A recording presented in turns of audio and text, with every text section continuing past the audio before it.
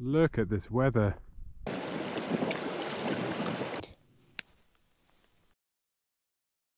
Well, I'm up here on Fur Tor now, and straight away there's a problem.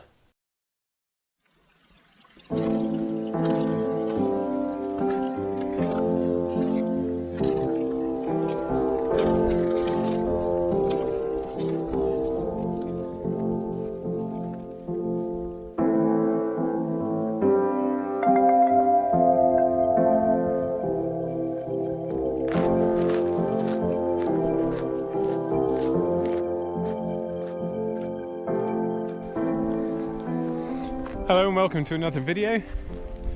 This is wild camp number 22 for me.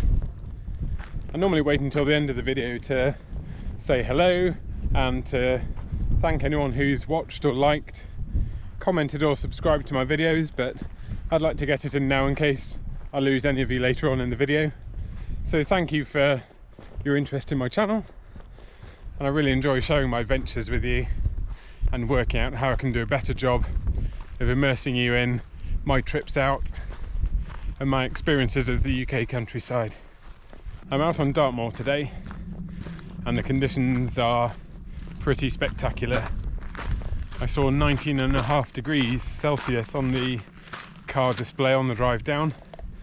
Looks like I might need to reconsider my current routing. Now that we've avoided that swamp, I'll continue. So the conditions today are going to be pretty balmy, summery conditions, and today is a stark contrast to my last two camps. I don't know if you saw my videos, but last weekend I was in Wales and experienced 105-mile-an-hour winds, and the weekend before that I was here in Dartmoor and the winds were exceeding 50 miles an hour, and there was very heavy rain and hail as well. So today is a very nice change.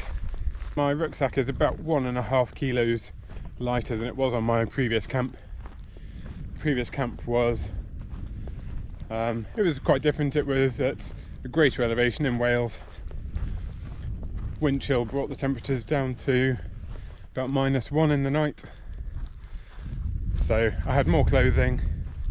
I had my Terra Nova Southern Cross 1 dual skin tent, whereas I got a single skin tent tonight in the Naturehike Vic one, which saves me 0.5 kilos, which is handy. I've also bought myself a Sawyer Mini water filter, so that means today I'm only carrying 1.5 litres of water, whereas normally on a day like today, on a walk like this, which is about 6.8 miles with 1500 feet of elevation gain, I would normally have about 3 litres of water, which of course is about 3 kilograms. So saving that 1.5 kilos is a winner. I was very tempted as well to bring my lighter weight sleeping bag, but I didn't want to jump the gun and start acting like it's Jamaica, because the temperatures will still be dropping in the night, but there won't be any lower than about 5 or 6 degrees Celsius. But with a single skin tent, the tent's interior temperature does drop quite a bit anyway compared to a dual skin tent. So I think possibly if I went single skin tent and lighter weight sleeping bag, I could be a bit cool in the night.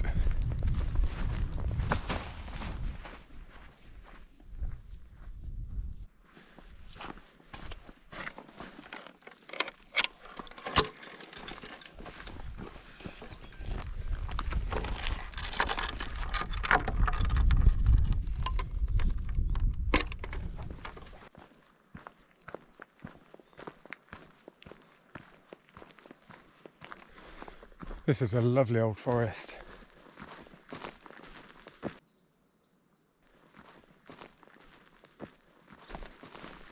Sometimes it almost feels like you're being watched by someone or something within the woods.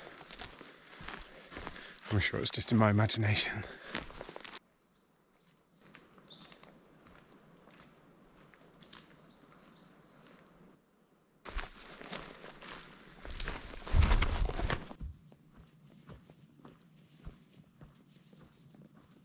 Look at this weather.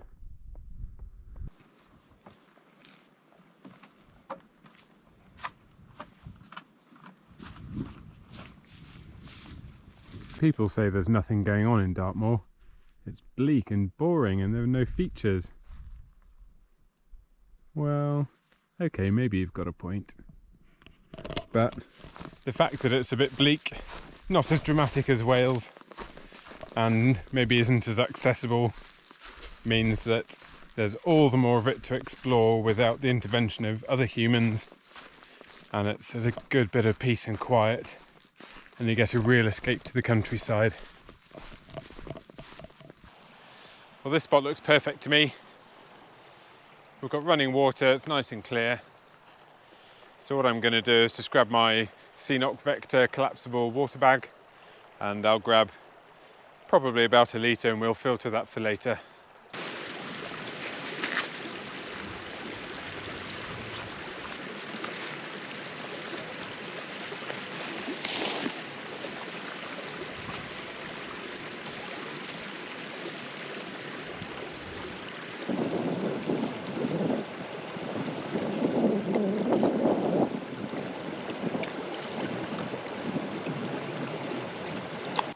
What I now have is, looking at the graduations on the bag, just over 1.5 litres of river water. It looks pretty good as is. I can't see too many big bits floating around in there, but I'm going to run that through the Sawyer Mini filter when I get to camp, and then I'll cook with that later and have a bit to drink.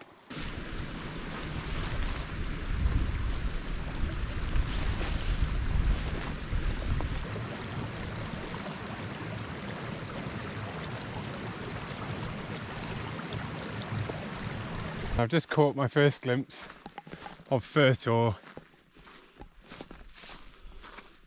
just in the near distance here. Fur Tor is a little bit shallower. It's about a 30-metre drop from the top of Cut Hill where we currently are, but it's got a lot more going on. If I show you the top of Cut Hill and then compare that to Fur Tor and the rock formations we've got up there, it is a lot more interesting, and I'm glad I'm going to go that little bit extra distance to make it up there. So this walk is 7.8 miles long at the moment. It's another kilometre over there, so it'll be just over 8 miles to do this walk. And I did read before coming up here that Fur Tor tends to be quite quiet because it's so remote. And I thought, well, it's not even 10 miles away from the nearest accessible place, so why would it be such a quiet place? But given the terrain I've had to cover to come out here, which has just been typical Dartmoor, just bog after bog after concealed bog, I can see why it's not the busiest place on earth, but I'm glad about that. And look at it. What a stunning place. It's actually going to be a really nice, easy last kilometre. You can see the path kind of picked out in shiny grass here.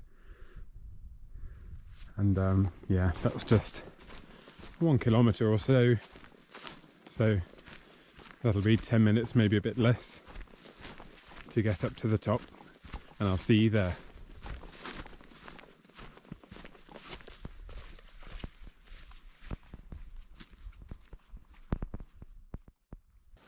Well, I'm up here on Fur Tor now, and straight away there's a problem.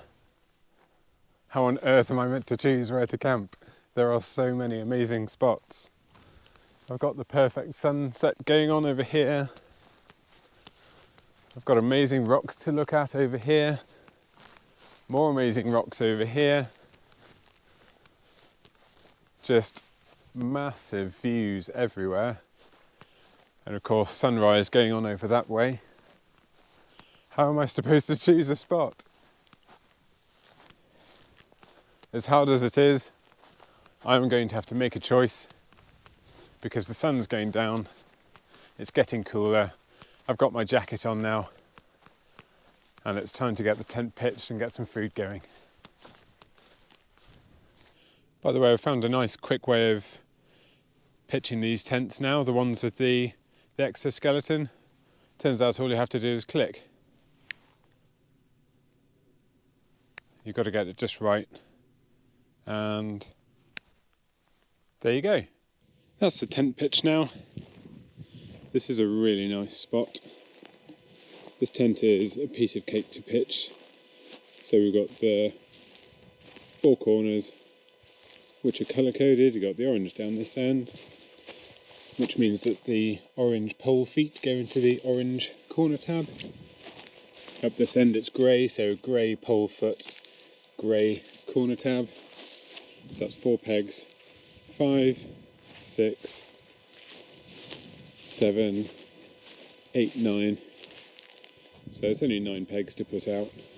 If anyone was wondering about the size of the Vic 1 inside in terms of length, this is a Thermarest NeoAir XTherm. And if I push it to the end, you've got about 5 inches, 4 inches there. That's the range of motion. And with it tucked over to the edge of the tent, you've got 6 inches down that side to put your bits and pieces. I'm not sure how much of this you'll be able to see because the light is going now, but it's time to filter my water now. So I'll turn my water bag upside down to make sure the water doesn't come flying out.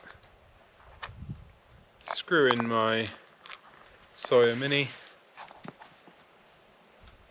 take the cap off, and away we go.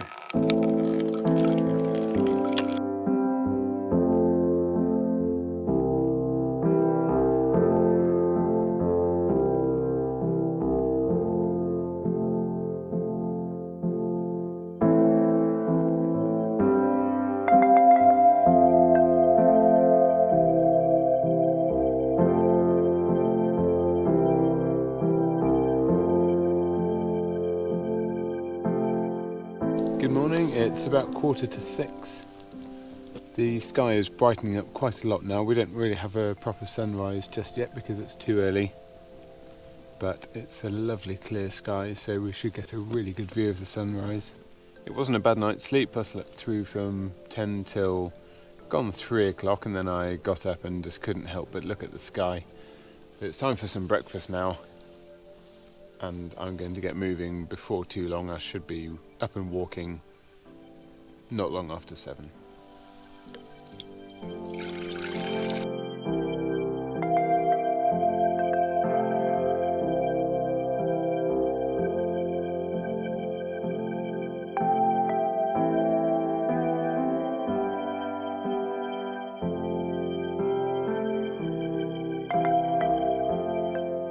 Well, it's just coming up 7:30 now. As you can tell from the way I'm squinting at you, the sun is high up in the sky now. I was originally going to follow my steps back to Fernworthy Reservoir, but I'm actually going to head out across the moor in a different direction on a route I just put together this morning. It'll be, I think, just over 9 miles probably, and it'll show me some new places, some new sights I haven't seen across the moor. It's been a really good stay at Fur Tor. As the guide said, it is a very distant, remote and absolutely silent location. I've had little more than about 3 or 4 sheep and a few birds to keep me company. So it's time to get moving now. As usual, where I was camping, just here, I've been very careful to leave no trace. I did have grand ideas about climbing these rocks behind me. Maybe I'll do that before I go, and then it's out across the moor. I'll see you on the way.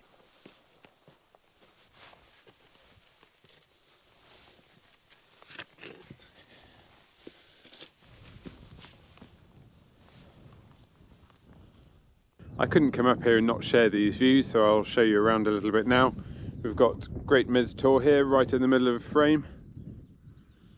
Panning round, we've got Hare Tor over here. These rocks dead ahead of us now are part of Fur Tor. And just to the right over here we have High Willhays, which is the highest point on Dartmoor, and Yes Tor just to the right of it. That's where I was camping 2 weeks ago, so it's good to see that from a different perspective. My backpack on the ground just down there. This is more of Fur Tor in front of us, and then in the middle of frame now is Cut Hill, and I'm going to kick off my route by just scouting around the side of Cut Hill and then head off to the north.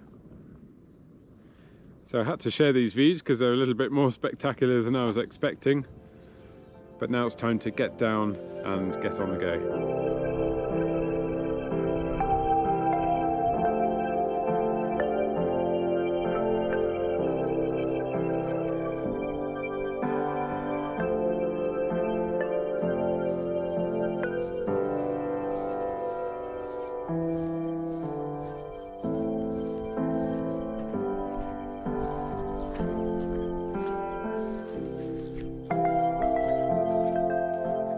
You can see why Dartmoor gets its reputation for being hard going.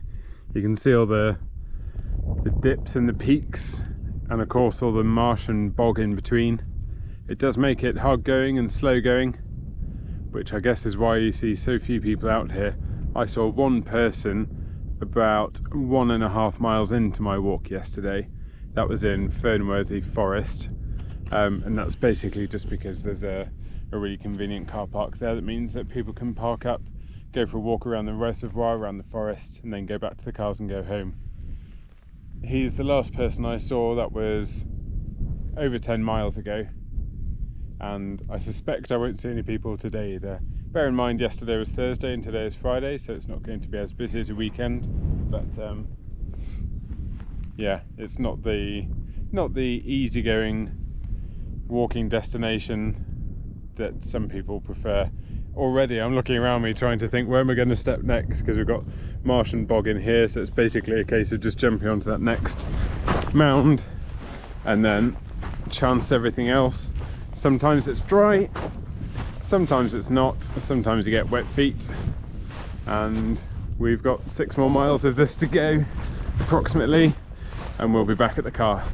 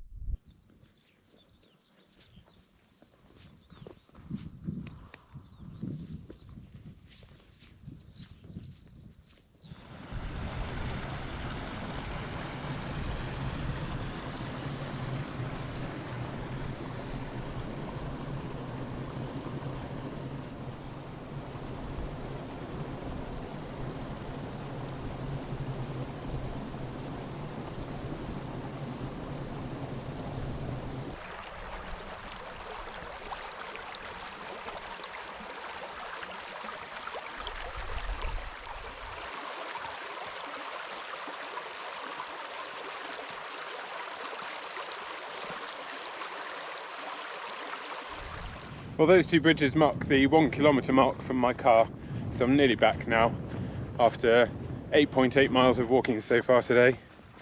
It's been hot work. That sun is pretty strong, and I'm looking forward to washing off all the baked on sun cream from yesterday.